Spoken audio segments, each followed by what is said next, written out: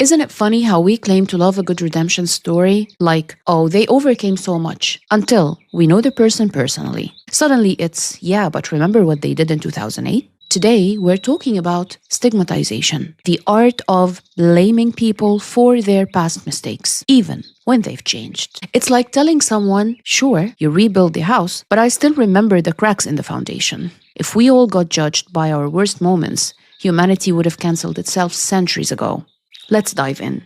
Stigmatization is basically society's way of slapping a label on someone and refusing to peel it off, no matter how hard they try. She made one mistake, so let's make sure everyone knows. He's doing great now, but did you hear about what he did in college? You've done 99 good things, but that one bad thing, yeah, that's your legacy. Humans love to judge. It's like our second favorite sport, right after pretending we are perfect. In ancient Rome, criminals were sometimes branded with a letter indicating their crime, like F for fugitive or T for thief. They didn't just serve their sentence, they wore it for life. So the next time someone says, why can't they just move on? Remember, people have been petty for over 2,000 years. History, where accountability turns into eternal public shaming. So why do we love to bring up the past?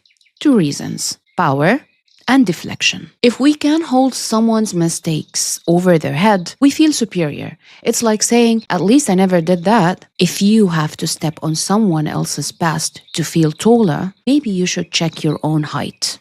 Judging someone else's past distracts us from our own regrets, because if we're pointing fingers, no one's looking at what we're hiding behind our backs. And don't even get me started on social media. The internet is basically a time capsule that nobody asked for. One bad tweet from 2012, congratulations, you're trending for all the wrong reasons.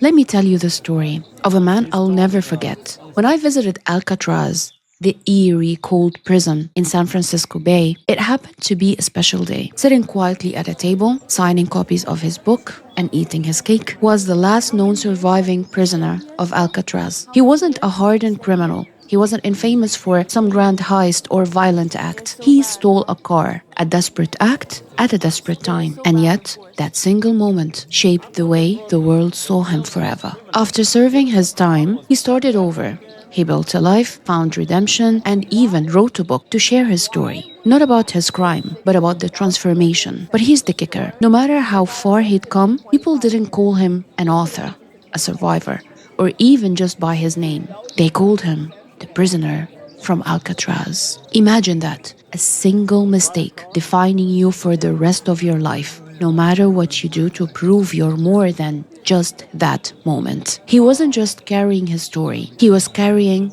the label society gave him, one that refused to fade. This man's story is proof that society doesn't just hand out second chances. It makes you fight for them over and over and over and over again. And yet he kept going. He knew something the rest of the world often forgets. Your worst moment is not your final chapter. And the people who keep calling you by it, they are not the ones writing your story. You are. So how do we stop judging people for their pasts and start seeing who they really are now? It's easier than you think, but harder than we admit. Ask yourself, am I holding their past against them because it's easier than dealing with my own flaws? Try to focus on growth, not mistakes. If someone's actively working to be better, why are we still rooting for their failure? Growth is hard. Don't punish people for trying. And remember, you have a past too. Be the person you wish you had when you were at your lowest. And please, stop feeding the gossip machine. Refuse to participate in conversations